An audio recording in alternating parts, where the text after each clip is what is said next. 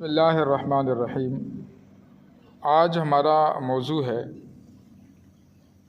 کہ اگر کوئی آدمی مسجد میں آئے اور نماز کھڑی ہو چکی ہو اور امام صاحب ظہر کی نماز ہے اور دوسری رکعت میں ہے، اور یہ آدمی جب امام صاحب کے ساتھ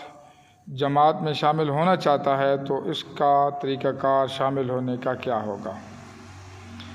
اب ذہن میں رکھیں کہ امام صاحب نے 4 رکعت نماز ظہر کی نیت کی اور 1 رکعت امام صاحب نے پڑھا لی۔ یہ آدمی دوسری رکعت میں امام صاحب کے ساتھ ملنا چاہتا ہے تو سب سے پہلے جب یہ آئے گا صف میں، جہاں اس کو جگہ ملے گی، تو تکبیر تحریمہ کہنے کے بعد، یعنی اپنے کانوں کو اپنے ہاتھوں کو کانوں تک اٹھاتے ہوئے تکبیر تحریمہ اللہ اکبر کہنے کے بعد یہ اپنے ہاتھ کو باندھ لے گا، اور کم از کم اتنی مقدار ہاتھ باندھ کر قیام میں رہے گا جتنی دیر میں سبحان اللہ سبحان اللہ سبحان اللہ، یعنی کم از کم 12-13 سیکنڈ تک کھڑا رہے گا۔ پھر اس کے بعد اس سے کم بھی ہو سکتا ہے، یعنی کم سے کم یہ 6-7 سیکنڈ بنتے ہیں۔ پھر اس کے بعد یہ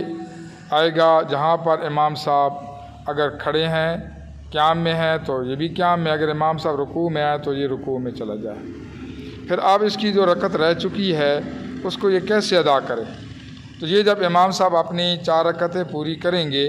تو یہ امام صاحب کے ساتھ نماز پڑھ رہا ہے، یہ اپنی آخری تشہد عبدہ و رسولہ تک پڑھ کے بیٹھ جائے گا اور امام صاحب کے سلام پھیرنے کا انتظار کرے گا۔ جب امام صاحب السلام علیکم ورحمۃ اللہ دائیں طرف سلام پھیریں گے تو یہ آدمی بیٹھا رہے، اس نے سلام نہیں پھیرنا۔ جب امام صاحب دوسری طرف سلام پھیرنے کے لیے السلام علیکم کہنے لگیں گے، شروع کریں گے، تو یہ آدمی کھڑا ہو جائے اور اس کی 3 رکعتیں امام کے ساتھ، اور پہلی رکعت رہ چکی تھی، اور پہلی رکعت شروع ہوتی ہے ثنا سے، یعنی یہ رکعت شروع کرے گا سبحانک اللہم و بحمدک،